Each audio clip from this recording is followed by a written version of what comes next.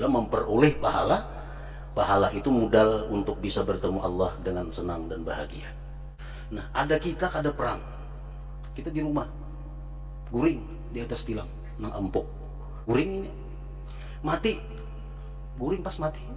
Matinya mati apa? Mati sebagai syahid fisabilillah. Kan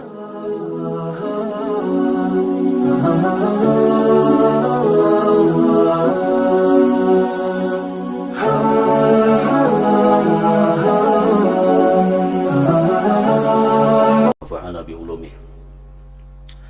Adapun sebab keadaan niat itu lebih baik dan dimenangkan atas amal, maka tidak dapat memahaminya kecuali orang yang memahami maksud agama. Adapun sebab keadaan niat itu lebih baik dan dimenangkan atas amal perbuatan zahir, hadis Rasulullah mengatakan niyatul mukmin khairun min amalihi. Niat kita orang yang beriman lebih baik daripada amal perbuatan zahir. Nah, itu kada kau mengerti tentang hadis itu kecuali orang yang memahami maksud agama, jalannya dan pengaruh jalan berhubungan kepada maksud,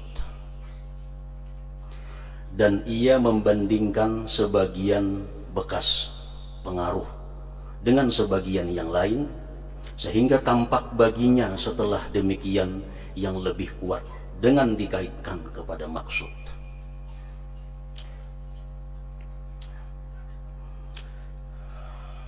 Kita ambil contoh umpamanya orang sakit kepala. Sakit kepala itu ada dua macam cara mengobatinya. Bisa dengan minum obat tablet, bisa juga dengan dikasih minyak angin. Mana baiknya antara dua itu? Baik dikasih minyak angin kah atau minum obat? Kalau dipakai kedua-duanya, minyak angin dikasayakan, obat diminum, nang mana nang paling berpengaruh lawan menghilangkan sakit kepala itu?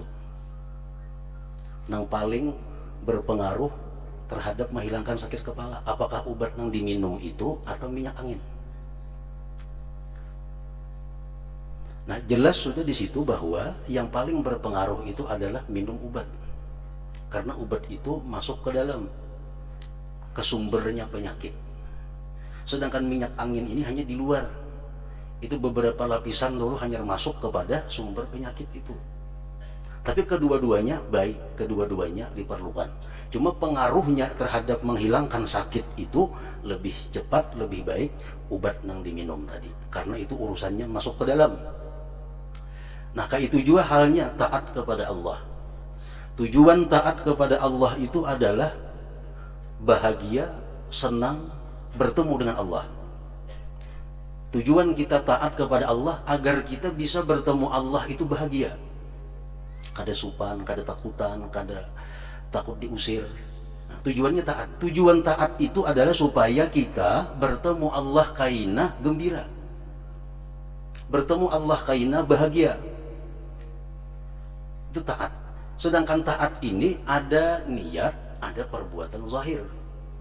Nang mana nang paling berpengaruh dalam maksud, dalam membahagiakan kita bertemu Allah kaina? Niat atau amal zahir? Tentu niat. Tentu niat. Niat ini paling banyak pengaruhnya terhadap tujuan taat yang membuat kita bahagia bertemu Allah, kalau dibanding dengan perbuatan amal zahir semata. Walaupun amal ibadah zahir itu memberi pengaruh juga, tapi lebih banyak niat pengaruhnya. Nah, kayak itu maka pahamannya. Nah, jadi kada kau memaham masalah niat itu lebih baik dan dimenangkan atas amal zahir kecuali orang yang mengerti jalannya agama.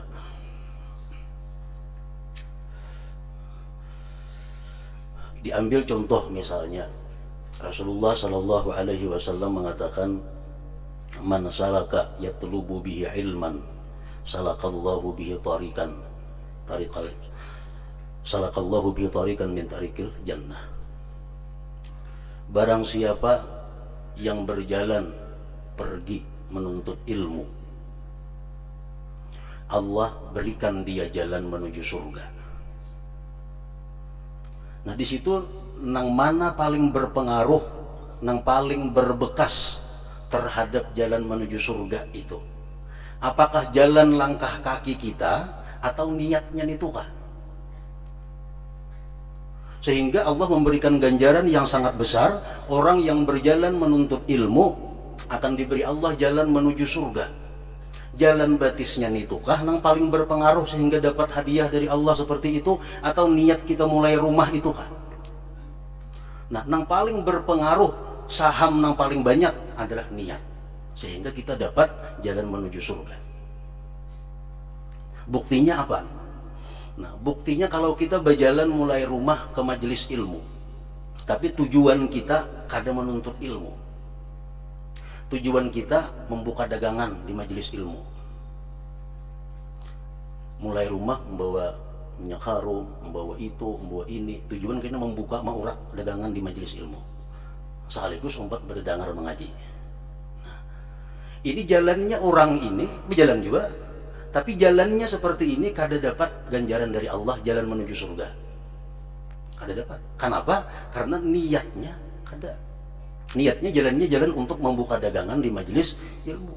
Walaupun dia mendengar ilmu juga, berjalan juga, tapi kada dapat itu. Kenapa? Karena niat mulai rumah untuk membuka dagangan. Nah kemudian lagi orang berniat, aku hari ini hendak ke majelis ilmu, berangkat ke majelis ilmu. Itu niat dalam hati. Sampai jamnya, kenapa sakit kita garing, kada kawat tulah. Tetap kita ditulis oleh Allah sebagai orang yang berangkat ke majelis ilmu dan dapat hadiah jalan menuju surga. Nah berarti mana pengaruhnya niat lawan perbuatan zahir? Tentu lebih berpengaruh niat. Tentu berpengaruh niat. Jadi segala ganjaran pahala-pahala yang besar daripada Allah kepada kita itu, niat itu yang paling berperan. Niat paling berperan. Orang yang duduk di masjid menunggu salat, ini duduk di masjid duduk menunggu waktu sembahyang. Niatnya duduk tuh menunggu waktu sembahyang. Sejam inya duduk menunggu salat, sejam itu pula Allah menghitung dia sembahyang, ruku, sujud, berdiri dan sebagainya. Padahal gerakannya ada cuma duduk. Nah ini menunjukkan bahwa niat yang paling memberi bekas di dalam memperoleh pahala. Pahala itu modal untuk bisa bertemu Allah dengan senang dan bahagia. Taat tadi. Nah kalau orang duduk di masjid tapi tujuan sambil menghadangi kawan, walaupun ini baca Quran, walaupun ini berzikir, tapi sambil menghadangi kawan, pas orang bang zuhur, umpat berjamaah zuhur. Nah duduknya itu kada dihitung sebagai duduk sembahyang. Kenapa? Padahal ini duduk, padahal membaca Quran, tapi kada dihitung sembahyang karena niatnya bukan menunggu sembahyang, menunggu kawan. Nah itu alasan-alasan yang menunjukkan bahwa hadis Nabi tadi, niyatul mu'min khairun min amalihi. Niat orang beriman itu lebih baik daripada perbuatan zahirnya.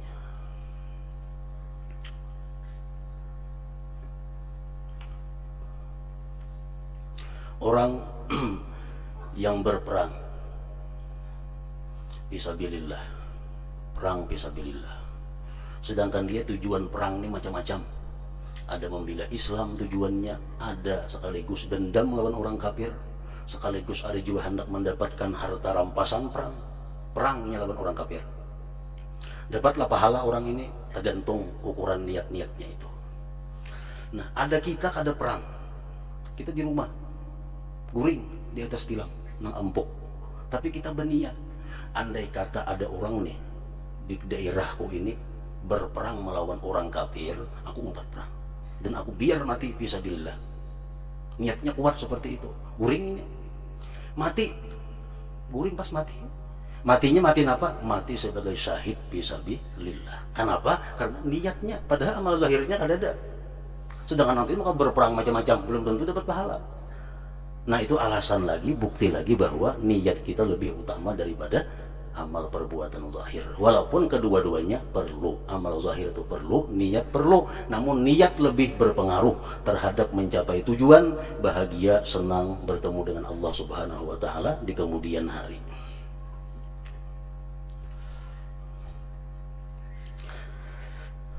Maka tidak dapat memahaminya kecuali orang yang memahami maksud agama, jalannya dan pengaruh jalan berhubungan kepada maksud, dan ia membandingkan sebagian bekas, sebagian pengaruh dengan sebagian yang lain, sehingga tampak baginya setelah demikian yang lebih kuat dengan dikaitkan kepada maksud. Maksud apa? Bahagia, senang bertemu dengan Allah Subhanahu wa taala.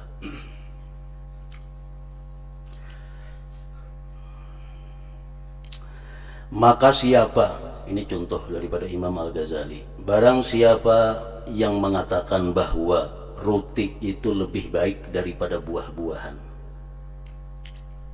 maka sesungguhnya yang dimaksud adalah bahwa roti itu lebih baik dengan dikaitkan kepada maksud makanan pokok dan dipakai sebagai makanan. Umpamanya ada buah kastila, ada roti. Buah kastila sepiring, roti sepiring. Parut kita lapar. Mana baiknya nang dua itu dalam hal mengenyangkan parut? Kan tujuan makanan itu mengenyangkan parut. Tujuan ibadah agar bahagia bertemu Allah. Tujuan makanan supaya parut kenyang. Mana baiknya sepiring kastila lawan sepiring roti untuk mengenyangkan parut? Mana baiknya? Baik keduanya. Roti makan, kastila makan. Cuma pengaruhnya terhadap parut ini, roti yang berpengaruh mengenyangkan itu bukan kastila. Pengaruhnya itu roti yang mengenyangkan. Nah kayak itu juga lah taat. Perbuatan zahir perlu, niat perlu, tapi niat lebih berperan dalam membahagiakan kita bertemu kepada Allah Subhanahu wa taala.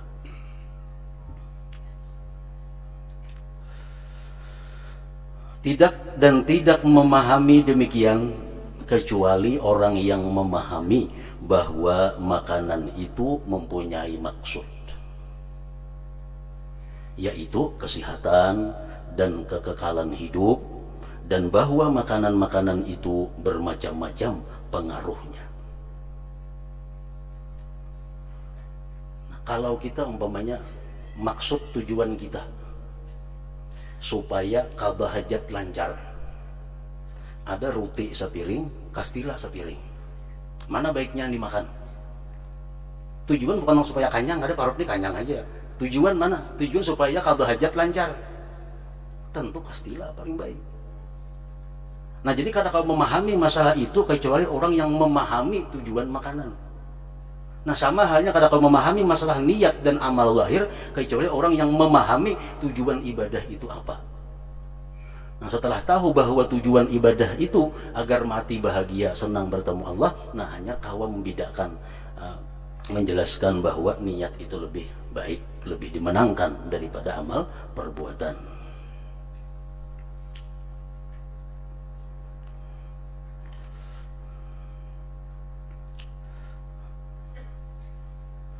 Orang yang menghutangi seseorang, kita menghutangi seseorang, janji hari apa bayarannya tanggal 1, sampai tanggal 1 tagih kada kau bayar, jadi jar ampunnya minta timpu ay.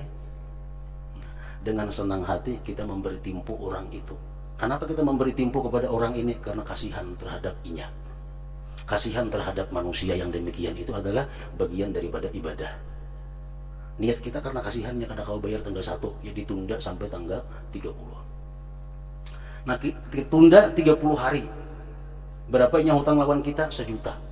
Setiap hari kita dihukumkan oleh Allah sebagai orang yang bersedekah 1 juta sehari.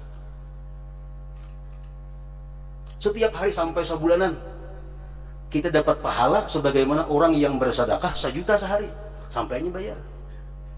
Nah kenapa demikian? Karena hati kita, niat kita nang kasihan kepada inya itu. Dan kita amun apa sehari 1 juta bersedekah. Cuma karena niat seperti itu, setiap hari dapat pahala 1 juta. Setiap hari 1 juta, setiap hari 1 juta.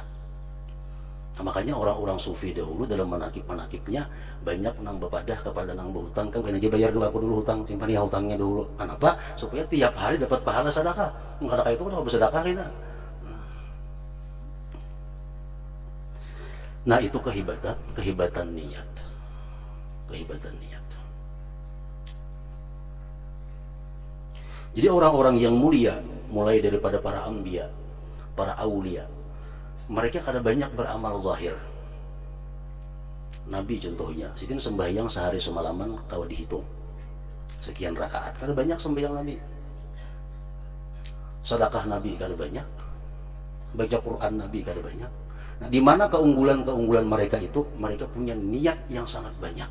Nah, niat yang baik saling banyakkan dalam hatinya.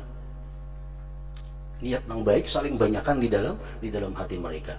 Sehingga walaupun mereka zahir perbuatannya kada banyak punya amal, cuma niat dalam hati macam-macam, segala kebaikan diniatkan, sehingga mereka lebih tinggi daripada orang yang banyak beramal zahir.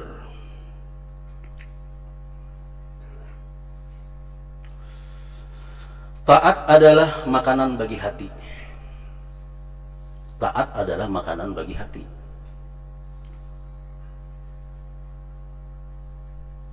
Maksudnya adalah kesembuhannya hati yang sakit. Hati yang sakit itu disembuhkan dengan taat. Kekekalannya, maksudnya hidupnya hati. Hidupnya hati. Keselamatannya di akhirat. Kebahagiaannya dan merasakan kenikmatannya dengan bertemu Allah Ta'ala. Maka tujuan adalah, maksud daripada taat itu adalah kelezatan, kebahagiaan dengan bertemu dengan Allah saja. Nah, itu hati.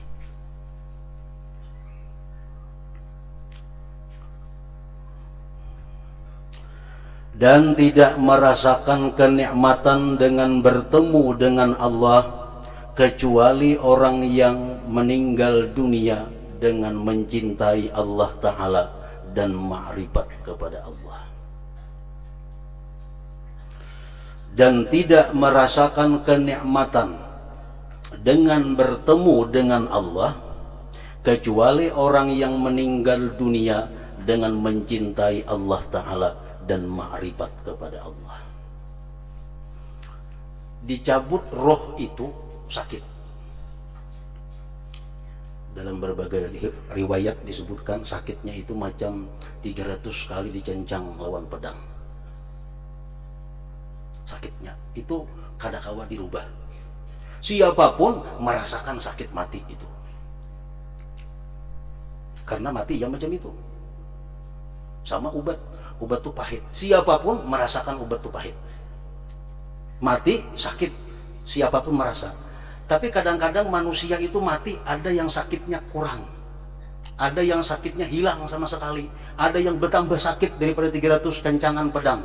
Nang menambah kurangnya sakit itu apa? Hati manusia. Kalau sakitnya mati, tetap kada lebih kada kurang daripada sekitar 300 kali cancangan pedang. Tapi ada orang yang mati tak kurihing, bukan kada sakit matinya, kada, cuma karena hatinya bertemu dengan Allah. Kegembiraan hatinya itulah yang membuat sakitnya itu kada terasa. Kalau terasa juga hilang, karena nang dihadapinya adalah kebahagiaan yang abadi. Nah, orang nang mati mencintai dunia, rumah pacang ditinggalkan, kendaraan pacang ditinggalkan, bini pacang ditinggalkan, hati sudah sakit. Ditambah lagi mati itu sakit, bertambah sakit. Sakit matinya aja sudah sakit, ditambah pulang hati nang bergantung kepada dunia, kepada nang pacang ditinggalkan, bertambah sakit. Nah, jadi orang-orang yang mencintai Allah, yang ma'rifat kepada Allah, mereka itulah yang bisa merasakan kenikmatan mati itu, bukan kada sakit. Nah, sama halnya orang yang hendak operasi. Ujar dokter, ikam kalau ini operasi, ikam bisa melihat, bisa mendengar, ikam bisa buka kena. Menikam kada operasi ini nih, jangankan melihat mendengar kada, berdiri aja kada kawa, berduduk kada kawa, menikam pada operasi. Tapi kalau ikam operasi, lalu kita operasi dengan senang hati, kita operasi itu dengan senang hati, bayar lagi, Kenapa? Karena kita sudah tahu bayang-bayang begitu untuk operasi bisa buka, bisa melihat, bisa mendengar, bisa bersuara. Padahal operasi sakit, tetap sakit operasi itu. Tapi karena bayang-bayang kita demikian, sakitnya jadi hilang. Dengan senang hati, dengan nikmat kita menjalani operasi itu. Karena di hadapan ada bayang-bayang kebahagiaan, kelapangan. Ya kurang lebih macam itu.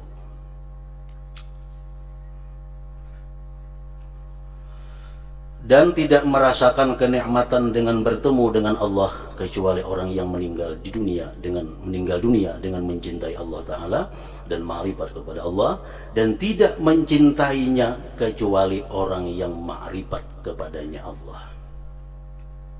Sudah jelas kada akan mencintai Allah Ta'ala itu kecuali orang yang mengenali Allah Subhanahu wa Ta'ala.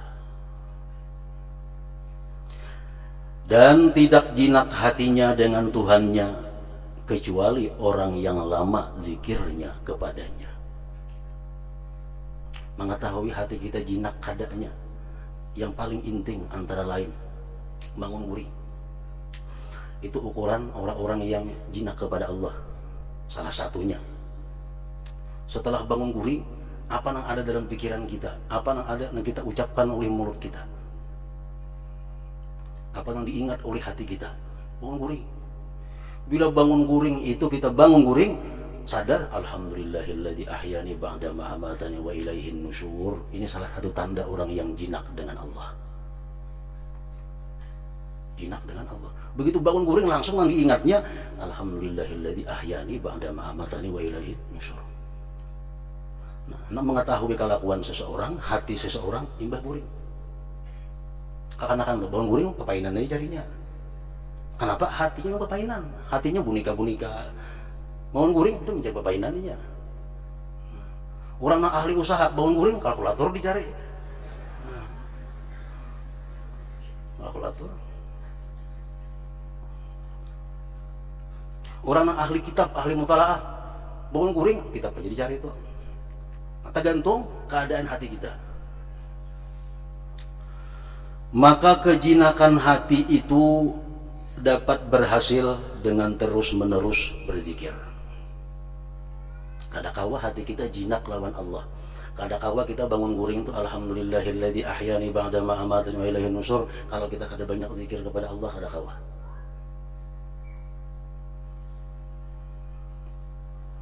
Orang yang banyak zikir hanya kawa jinak lawan Allah. Takajud nang apa? Allah.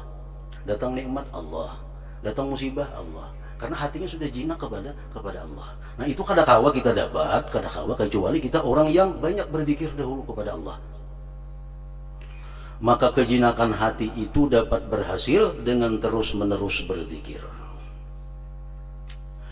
Dan ma'rifat itu dapat berhasil dengan terus-menerus berpikir. Kayak apa supaya kita ma'rifat dengan Allah? Modalnya berpikir. Bila kada berpikir, kada akan dapat ma'rifat kepada Allah. Nah, apa yang dipikirkan? Supaya kita bisa ma'rifat, banyak macam-macam yang dipikirkan. Antara lain, para ulama menjelaskan, yang perlu ditafakkurkan agar kita mengenali Allah adalah ma minna ilallah wa ma minallah ilaina. Yang kita pikirkan itu antara lain adalah yang perlu untuk menumbuhkan ma'rifat tadi, apa persembahan kita kepada Allah dan apa berian Allah kepada kita. Pikirkan itu. Apa persembahan kita kepada Allah dan apa berian Allah kepada kita. Pikirkan. Allah memberikan kita mata, hidung, telinga, batis, tangan, nyawa, kesehatan. Allah memberikan kita nikmat, memberikan kita hendak makan, memberikan kita selera, memberikan kita macam-macam. Kita pikirkan harus berian Tuhan lawan kita nih. Hanya kita pikirkan nang apa yang kita persembahkan kepada Allah. Taat mata kita kayak apa lawan Allah, taat telinga kita kayak apa lawan Allah, taat mulut kita kayak apa lawan Allah, taat ini kayak apa lawan Allah. Nah kalau kita total jumlahnya sama dengannya kita kurang. Nah dalam kekurangan itu Allah kadang akan merubah pemberiannya kepada kita. Padahal kita hari ini kalau ditotal banyak dari Allah ketimbang dari kita. Tapi Allah tetap sayang lawan kita. Allah tetap memberikan nikmat kepada kita, tetap memberikan udara kepada kita, memberikan rezeki kepada, padahal kita total sudah rugi. Orang tuh berdagang di modali rugi, modali pulang. Isok lapor rugi pulang, modali pulang oleh si bos nih. Isok laporan rugi pulang, hari-hari tambah modal, tidak untung-untungnya. Nah itulah salah satu cara yang menimbulkan makrifat kita kepada Allah, itu menimbulkan kecintaan kepada Allah. Maka kejinakan hati itu dapat berhasil dengan terus-menerus berzikir, dan makrifat itu dapat berhasil dengan terus-menerus berpikir, dan cinta mengikuti makrifat dengan pasti. Mungkin kita berpikir macam itu, asalkan kita punya hati saja, asalkan hati kita masih hidup saja, pasti cinta kepada Allah. Pasti, asal kita punya hati. Rasulullah mengatakan jubilatil qulub ala hubbi man ahsana ilaiha. Tabiat hati manusia nih cinta kepada orang yang berbuat baik lawan inya. Itu tabiat manusia, tabiat hati. Jubilatil qulub ala hubbi man ahsana ilaiha. Tabiat hati manusia cinta kepada orang yang berbuat baik kepadanya. Orang tuh berbuat baik jaga kepada kita, hati kita cinta tuh lawan inya. Asal kita berisi hati, asal punya hati. Arti punya hati itu hati kita masih normal, hati kita masih hidup, hati kita masih peka.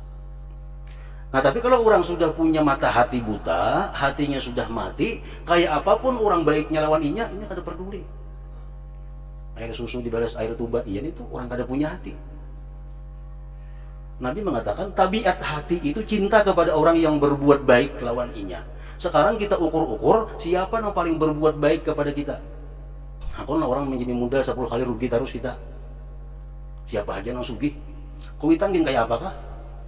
Mun aku lagi modali dagang rugi.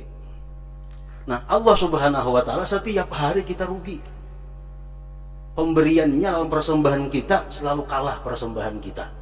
Tapi setiap hari Allah masih menambah anugerah, menambah nikmat kepada kita. Nah kalau kita bertafakur macam itu, kita akan kenal bagaimana pemurahnya Allah, bagaimana sayangnya Allah. Bila kita kenal sayangnya Allah kayak apa lawan kita, otomatis kita bisa cinta kepada Allah. Nah cinta kita kepada Allah tergantung dengan ma'rifat kita tadi, kalau boleh tidak.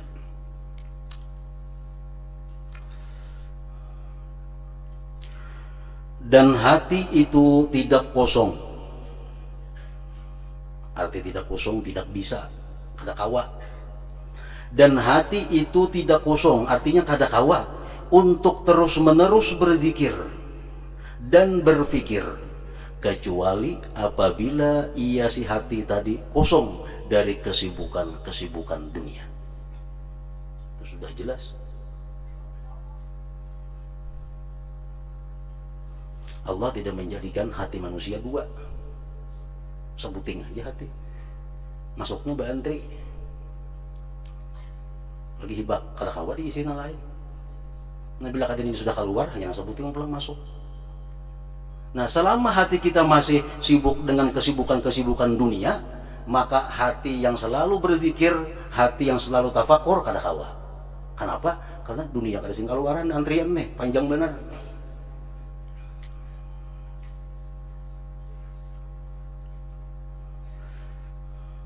Dan hati itu tidak bisa untuk terus-menerus berzikir dan berfikir, kecuali apabila ia kosong dari kesibukan dunia. Dan hati tidak kosong dari kesibukan dunia, kecuali apabila nafsu syahwatnya terputus daripadanya. Dunia kada mau pindah di hati kita, kecuali kita kada kepingin lagi lawan inya, anjarinya pindah. Selama masih kita kepingin dengan dunia ini, tetap punya bertunggu di hati kita. Dunia yang menunggui, zikir kada kau masuk, tafakur kada kau lagi masuk. Dan hati tidak kosong dari kesibukan dunia, kecuali apabila nafsu syahwatnya terputus daripadanya, sehingga ia menjadi condong kepada kebaikan, berkehendak kepadanya kebaikan, lari dari kejahatan, lagi membenci kepadanya kejahatan itu. Nah kalau sudah keinginan kita kepada dunia ini putus, nah, otomatis hati kita bakal hendak kepada kebaikan, lari daripada kejahatan dan benci kepada kejahatan. Hanya saja condrong iya, kepingin iya artinya. Hanya saja kepingin iya atau hanya saja mau iya si hati kepada kebaikan dan taat, apabila ia si hati itu mengetahui bahwa kebahagiaannya di akhirat itu tergantung dengannya taat tadi.